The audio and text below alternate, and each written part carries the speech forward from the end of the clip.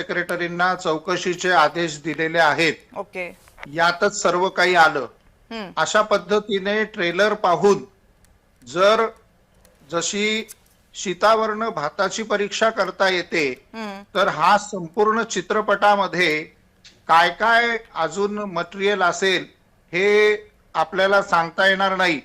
त्यामुळे आज पुण्यामध्ये आमची पत्रकार परिषद झाली. शिवशंभू प्रतिष्ठान, रायगड समिती या सर्व मंडळींच्या आदरणीय सुधीरजी थोरात त्या ठिकाणी सर्व नियोजन करत होते आणि प्रामुख्याने आम्ही मागणी केली की हा जो चित्रपट आहे, जसं सैन्य दलामध्ये सैन्याच्या माध्यमातून जर काही चित्रीकरण झालं असेल, तो सैन्य दलाला दाखवल्याशिवाय प्रदर्शित करण्यात येऊ नये.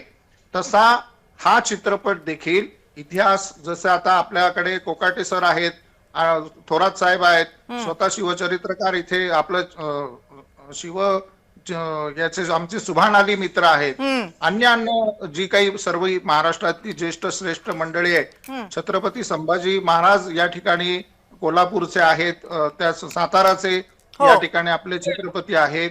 तर या सर्वांच्या समवेत एक शो तिथे दाखवण्यात यावा, संपूर्ण चित्रपट पाहण्यात यावा. जोपर्यंत याला ग्रीन सिग्नल येत नाही तोपर्यंत तो असाच त्यांनी प्रदर्शित करण्यात येऊ नये अशी आमची प्रामुख्याने ही मागणी आहे. आणि त्या एकच सेकंद घेतो.